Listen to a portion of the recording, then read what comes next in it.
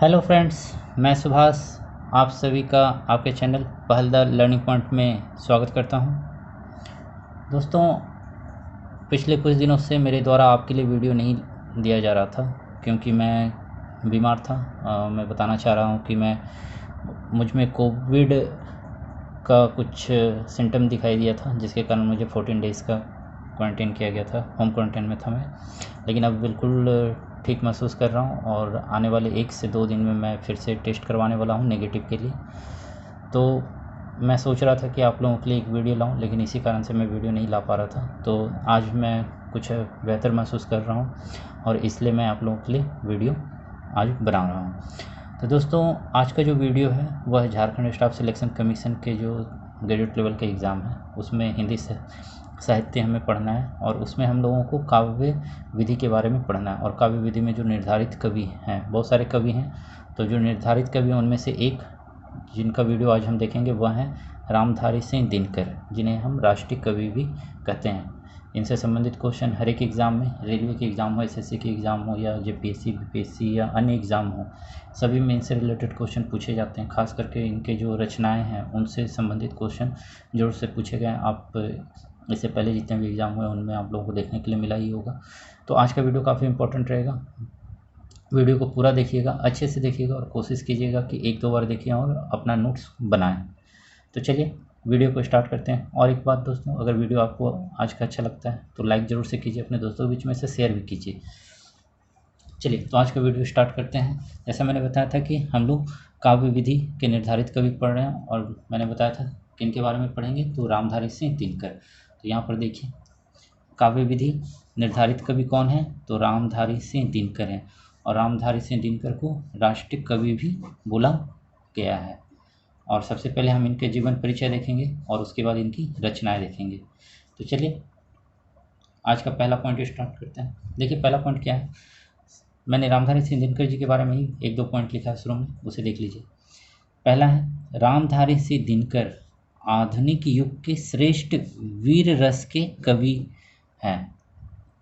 किस रस के कवि हैं, तो वीर रस के। देश की भावना, देश में वीरता से संबंधित इनके द्वारा काफ़ी कविताएं लिखी गई हैं। तो ये किस रस के कवि हैं, रामधारी सिंह दिनकर आधुनिक युग के वीर रस के कवि माने गए हैं। देशभक्ति पूर्ण रचनाओं, जैसा मैंने अभी ऊपर में बताया था, देशभक्ति रचनाओं के कारण रामधारी सिंह दिनकर को राष्ट्र कवि के सम्मान से सुशोभित किया गया। किस लिए किया गया, तो देशभक्ति की रचनाएं जो इनके द्वारा की गई हैं वो काफ़ी प्रसिद्ध हुई और उन्हीं के लिए रामधारी सिंह दिनकर को राष्ट्र कवि का दर्जा दिया गया है। जैसा ऊपर में हम लोगों ने देखा, रामधारी सिंह दिनकर को राष्ट्र कवि भी बोला जाता है। इसे आपने देख लिया। अब आज का पहला पॉइंट जो रामधारी सिंह दिनकर के जीवन से संबंधित है उसे देख लीजिए। पहला है, रामधारी सिंह दिनकर का जन्म। इनका जन्म कब हुआ है, तो इनका जन्म हुआ है 24 सितंबर 1908 को। डेट याद रखिएगा, रामधारी सिंह दिनकर का जन्म 24 सितंबर 1908 को हुआ है। और ये कहाँ हुआ था, तो बिहार के बेगूसराय जिले, और गांव कौन सा था, सिमरिया गांव में हुआ था। इतना आप याद रखिएगा, रामधारी सिंह दिनकर का जन्म 24 सितंबर 1908 को बिहार के बेगूसराय जिले के सिमरिया गांव में हुआ था। चलिए नेक्स्ट पॉइंट देखते हैं। रामधारी सिंह दिनकर के पिता का नाम क्या था, तो रामधारी सिंह दिनकर के पिता का नाम रवि सिंह था और ये पेशे से किसान थे।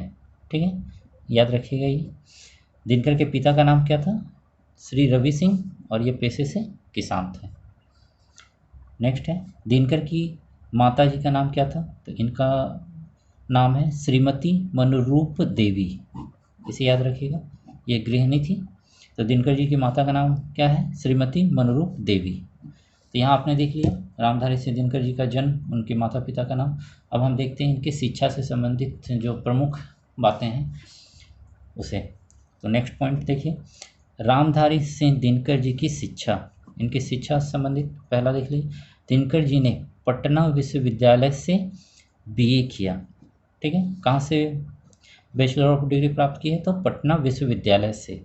और सब्जेक्ट कौन सा रहा, तो इतिहास राजनीतिक विज्ञान से इन्होंने बीए पास किया था। देखिए नीचे एक पॉइंट है, दिनकर जी ने साथ में कहने का मतलब है जब दिनकर जी बीए कर रहे थे उसके साथ में संस्कृत, बांग्ला, अंग्रेजी और उर्दू का गहन अध्ययन किया। और आप देखेंगे जब इनकी रचनाओं को पढ़ेंगे तो आपको इन सब भाषाओं का सम्मेलन मिलेगा इनकी रचनाओं में। तो दिनकर जी ने बीए के साथ साथ क्या किया, तो संस्कृत भाषा का, बांग्ला भाषा का, अंग्रेजी का और उर्दू भाषा का गहन अध्ययन किया। यहाँ आपने देख लिया इनकी शिक्षा से संबंधित था। आगे हम देखेंगे इनका कार्य क्षेत्र, इन्होंने सबसे पहले कहाँ काम शुरू किया और कैसे कैसे यह आगे बढ़े, तो देख लीजिए। नेक्स्ट है रामधारी सिंह दिनकर जी के कार्य क्षेत्र। तो देखिए यहाँ पहला पॉइंट है, दिनकर जी ने पारिवारिक कारणों के कारण पढ़ाई छोड़कर एक विद्यालय में अध्यापक की नौकरी करने लगे। पारिवारिक कारण क्या था, तो इनके पिता की मृत्यु हो जाती है जब ये छोटे थे, जिस कारण से ये पढ़ाई छोड़कर नौकरी करने लगते हैं। और ये इनका पहला जो नौकरी था वो कहाँ था, तो विद्यालय में अध्यापक के रूप में इन्होंने पहला नौकरी किया था। नेक्स्ट देखिए, वर्ष 1934 से 47 तक, याद रखिएगा वर्ष 1934 से 1947 तक बिहार सरकार के अंतर्गत सब रजिस्ट्रार के साथ प्रचार विभाग के उप निदेशक पद पर कार्य किया। 1934 से 1947 तक 2 जगह पर कार्य किया था, बिहार सरकार के अंतर्गत सब रजिस्ट्रार और उसके साथ साथ प्रचार विभाग के पब्लिशर डिपार्टमेंट के उप निदेशक पद पर कार्य किया, याद रखिएगा। नेक्स्ट देखिए, वर्ष 1950 से 1952 तक, वर्ष 1950 से 1952 तक दिनकर जी को मुजफ्फरपुर कॉलेज में हिंदी विभाग का अध्यक्ष नियुक्त किया गया। हिंदी विभाग का अध्यक्ष कहाँ नियुक्त किया गया था, मुजफ्फरपुर कॉलेज में। और कब से कब तक, तो 1950 से 1952 तक। चलिए नेक्स्ट देखते हैं, इनका ज़्यादातर कार्यक्षेत्र बिहार में ही रहा और ये उसके बाद दिल्ली भी गए। दिल्ली क्यों गए आगे हम लोग देखेंगे। देखिए भागलपुर विश्वविद्यालय में, नेक्स्ट पॉइंट है, भागलपुर विश्वविद्यालय के उपकुलपति के पद पर कार्य किया।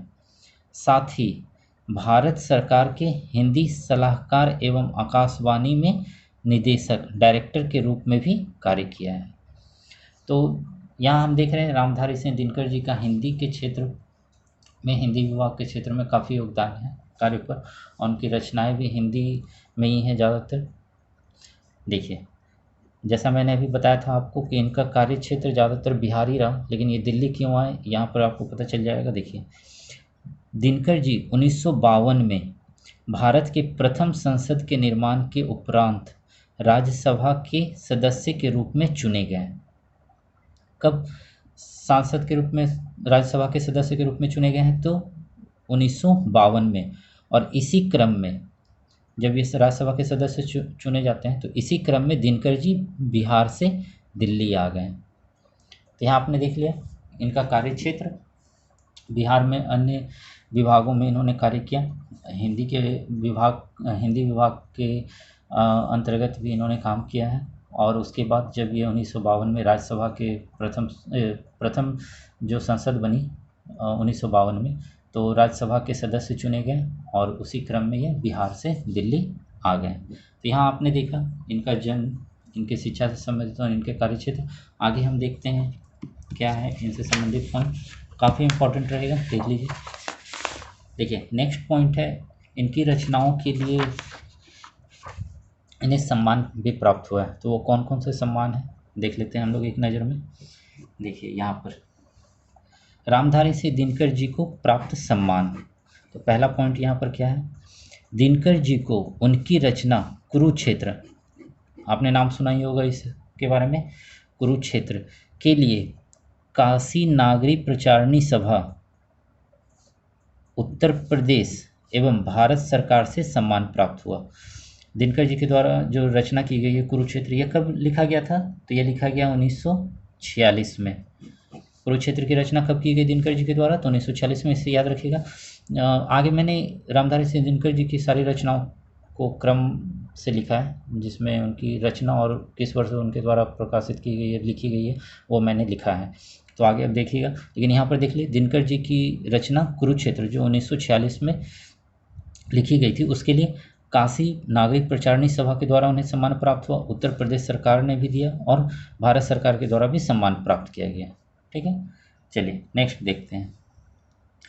नेक्स्ट एक और रचना है, देख लीजिए, संस्कृति के 4 अध्याय, ये रचना है। और इस कब रचना हुई थी इसकी, तो 1951 में हुई है। ठीक है, इसे याद रखिएगा।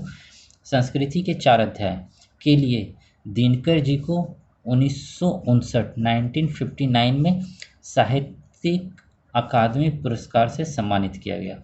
इम्पोर्टेंट है, दिनकर जी को साहित्य अकादमी पुरस्कार किस रचना के लिए दिया गया है, तो संस्कृति के 4 अध्याय। और इस रचना का संस्कृति के 4 अध्याय की रचना कब की गई है दिनकर जी के द्वारा, तो 1951 में। इसे याद रखिएगा, इम्पोर्टेंट है। चलिए नेक्स्ट पॉइंट देखते हैं। वर्ष 1959 में भारत के प्रथम राष्ट्रपति डॉक्टर राजेंद्र प्रसाद द्वारा पद्म विभूषण पुरस्कार से सम्मानित किया गया। तो दिनकर जी को पद्म विभूषण पुरस्कार कब दिया गया, तो 1959 में दिया गया है।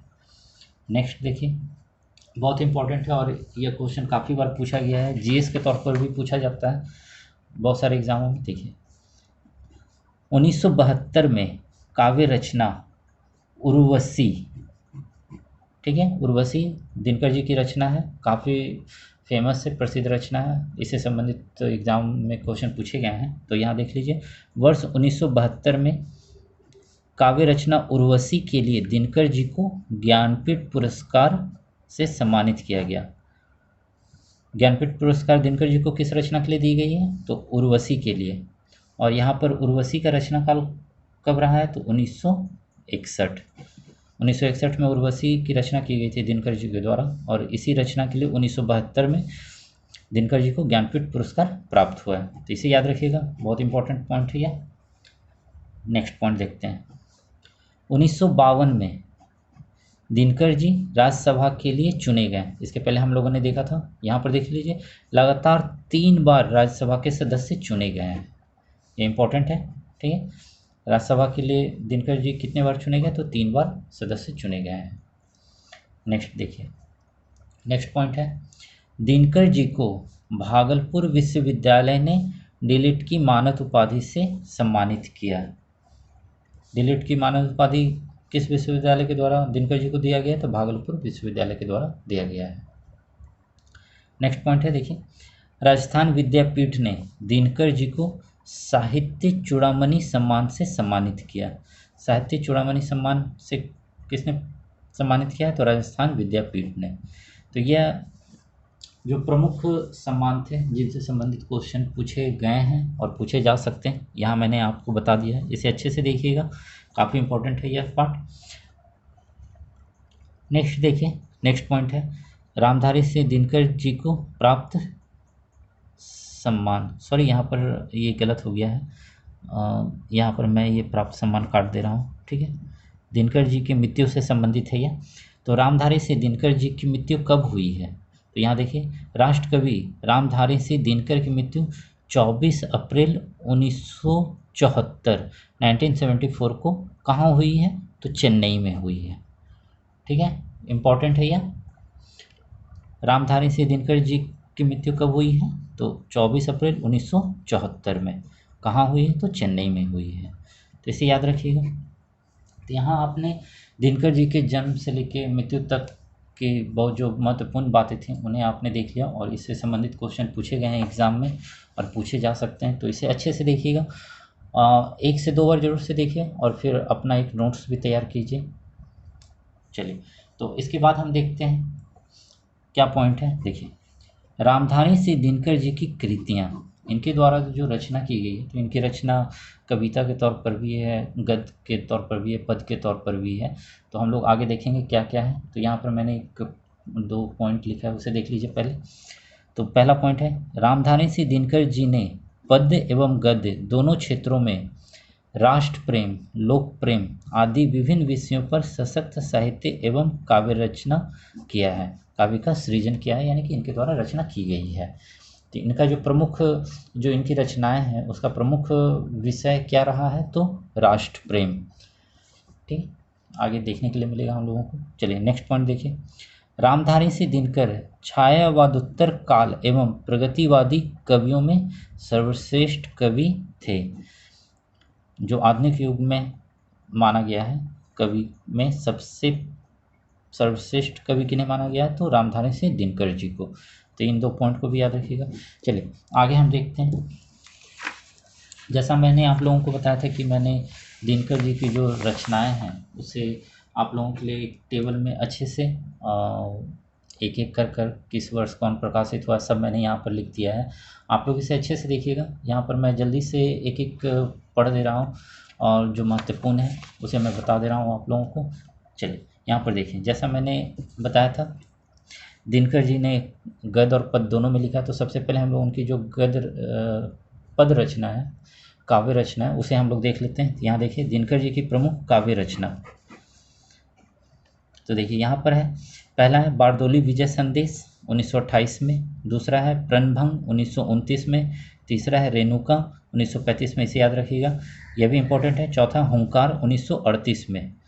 उसी तरह यहाँ पर आप देख रहे हैं, तो मैं सभी नहीं बता रहा हूँ आप, लेकिन अच्छे से इसे देखिएगा, नोट भी कीजिएगा। यहाँ पर देख लीजिए जो हम लोगों ने देखा था कुरुक्षेत्र 1946 में, जो उनको पुरस्कार भी दिया गया था नागरिक प्रचारणी सभा उत्तर प्रदेश सरकार के द्वारा, भारत सरकार के द्वारा। तो यहाँ पर पाँचवा में देख लीजिए रसवंती 1939 में, छठा है द्वंद्व गीत 1900, ये मेरे ख्याल से द्वंद्व गीत है, ठीक है, द्वंद्व गीत 1940 में, सातवां है कुरुक्षेत्र 1946 में, आठवां है धूपछांव 1947, नौवां है सामधेनी 1947, दसवां है बापू, 11वां इतिहास के आंसू, ये इंपॉर्टेंट है, इसे अच्छे से याद रखिएगा। धूप और धुआं 1951 में, मिर्च का राजा 1951 में, देखिए ये इंपॉर्टेंट है। 14वां है रश्मि रथी 1952 में, उसके बाद है दिल्ली 1954 में, नीम के पत्ते 1954 में, नील कुसुम 1955 में। ये सारी उनकी कविताएं हैं, पद की रचना है। देखिए 18वां जो है ये काफ़ी इंपॉर्टेंट है, इसे याद रखिएगा, सूरज का ब्याह 1955 में, उसके बाद है चक्रवाल 1956 में, कविश्री 1957 में, सीपी और संघ 1957 में, नए सुभाषित 1957 में। नेक्स्ट है लोकप्रिय कवि दिनकर, इंपॉर्टेंट है यह, और इसकी रचना कब की गई है दिनकर जी के द्वारा, 1960 में। और यहाँ देखिए इंपॉर्टेंट 24वां है उर्वशी, ज्ञानपीठ पुरस्कार दिया गया था इनको। तो उर्वशी की रचना कब हुई थी, 1961 में हुई थी, इसे याद रखिएगा। नेक्स्ट देख लीजिए 25वां है परशुराम की प्रतीक्षा 1963 में, आत्मा की आंखें 1964 में, कोयला और कवित्व 1964। नेक्स्ट है मृत्यु तिलक 1964, 29वां देख लीजिए। नेक्स्ट है दिनकर की सुक्तियाँ 1964 में है, हारे को हरि नाम 1970 में लिखा गया है, संचेता 1973 में लिखा गया है। नेक्स्ट है दिनकर के गीत, इम्पॉर्टेंट है, इसे याद रखिएगा, दिनकर के गीत 1973 में। और 33वां है रश्मि लोक 1974 में। देखिए इसके पहले एक लिखा गया है रश्मि रथी 1952 में, और उसी से मिलता जुलता है रश्मि लोक 1954 में। याद रखिएगा दोनों को, इसको और इसको अच्छे से याद रखिएगा। और नेक्स्ट और लास्ट जो काव्य रचना है उर्वशी तथा अन्य सिंगारिक कविताएं 1974 में। इनके द्वारा और भी बहुत सारी काव्य रचना की गई, लेकिन यहाँ मैंने जो इम्पोर्टेंट है 34 उन्हें आपके सामने रखा है, इसे अच्छे से देखिएगा। मैं इसे एक बार फिर से आपके सामने रोल कर दे रहा हूँ, देख लीजिए अच्छे से।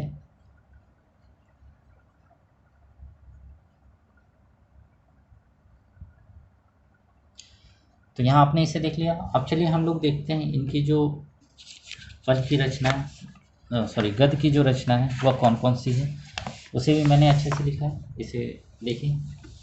तो दिनकर जी की प्रमुख गद्य रचना वह कौन कौन सा है, यहाँ पर भी मैं आपको जल्दी जल्दी बता देता हूँ, और जो इम्पोर्टेंट है जो एग्ज़ाम में पूछे गए उन्हें मैं बता दूंगा। चलिए देखिए, पहला है मिट्टी की ओर, यह कब लिखा गया है, तो 1946 में।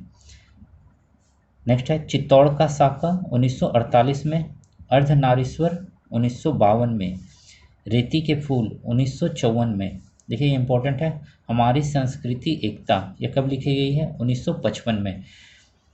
देख लीजिए इनकी जो रचनाएं ज़्यादातर देशभक्ति से जुड़ी हुई है और इन्हीं रचनाओं के कारण इन्हें राष्ट्रकवि का दर्जा दिया गया है। नेक्स्ट है देखिए भारत की सांस्कृतिक कहानियाँ 1955। नेक्स्ट है राष्ट्रभाषा और राष्ट्रीय एकता 1955 है। नेक्स्ट है संस्कृति के 4 अध्याय, इनके लिए इन्हें साहित्य अकादमी पुरस्कार दिया गया है और इसकी रचना कब हुई है? तो 1956 में। तो संस्कृति के 4 अध्याय, इसे याद रखिएगा, इंपॉर्टेंट है यह। साहित्य अकादमी पुरस्कार दिया गया था दिनकर जी को इसके लिए और इसकी रचना कब हुई? तो 1956 में हुई है।